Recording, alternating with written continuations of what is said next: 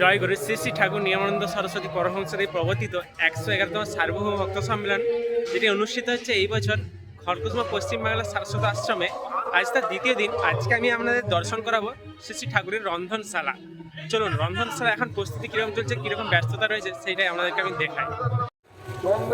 দেখতে পাচ্ছেন শ্রী শ্রী ঠাকুরের রন্ধনশালায় শ্রী শ্রী ঠাকুরের অসংখ্য ভক্ত শিষ্য প্রসাদ তৈরির জন্য ব্যস্ত রয়েছেন। আমি আপনাদেরকে যদি প্রথম থেকে দেখাই যে কি কি রয়েছে, তো প্রথমে আপনারা দেখতে পাবেন এখানে পায়েস রাখা রয়েছে, তারপরে আছে ভাত,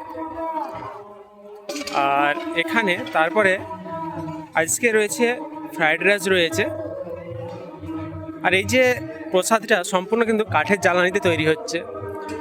সামনে এখানে আনুমানিক প্রায় 20 থেকে 30টার মতো উনুনে প্রসাদ তৈরি চলছে।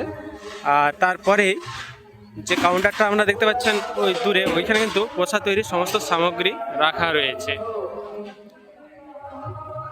আর এখানে দেখতে পাচ্ছি সম্ভবত ফ্রাইড রাইস তৈরি করার জন্য বিভিন্ন সামগ্রী রয়েছে। এখানে চাটনির জন্য রয়েছে, আর এখানে ডাল রয়েছে। আরও যদি সামনের দিকে যাই,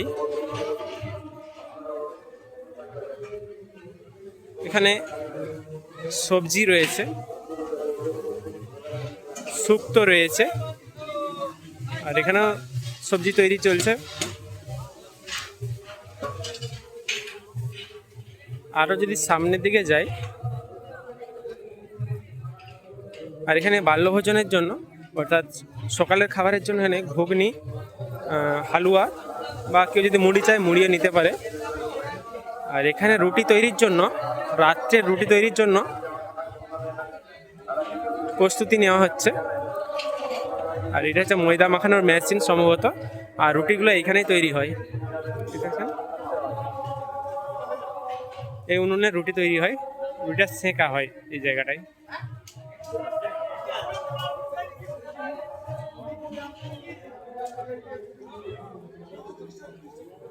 তারপরে এখানে সমস্ত কিছু সবজি রাখা রয়েছে।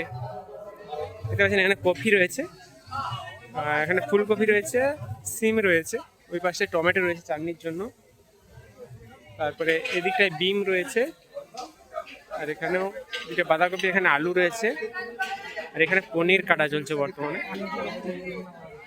এখানে পনির কাটছে। তারপরে সকল সেবক ভক্ত শিষ্য ব্যস্ত রয়েছেন সমস্ত কাজেই। এখানে পনির কাটা চলছে, এবং এইখানে আদা, দিকটায় গাজর রাখা আছে, গাজর আছে, আর তার পাশে হচ্ছে পাতা। দেখতে পাচ্ছেন কতটা জায়গা জুড়ে কতগুলো উনুন মিলে ঠাকুরের প্রসাদ তৈরি চলছে। আর সামনের জায়গাটায় যে ফাঁকা জায়গাটা, এখানে কিন্তু সেবা চলবে। দুপুর থেকে সেবা শুরু হয়ে যাবে। আনুমানিক প্রায় 50 থেকে 1 লাখের মতো মানুষের সেবার আয়োজন করা হচ্ছে। আগামীকাল অর্থাৎ 29 ডিসেম্বর শেষ দিনে এর আয়োজনটা আরও ডবল হয়ে যাবে, দ্বিগুণ হয়ে যাবে। আর এদিকটা যদি আপনাদেরকে দেখায়, এখানে চাল, ডাল বা সমস্ত রকম সবজি রয়েছে। এবারে তেলের টিন রয়েছে, ভুবনেশ্বরী তেল।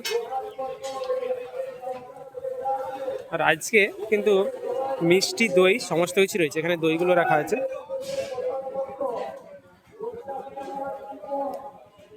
চলুন, আপনাদেরকে দেখালাম শ্রী শ্রী ঠাকুরের রন্ধনশালা। আর এখানে কে কে এসছেন অবশ্যই কিন্তু কমেন্ট করবেন, আর প্রত্যেকেই জয়গুরু বলে যাবেন। জয় গুরু।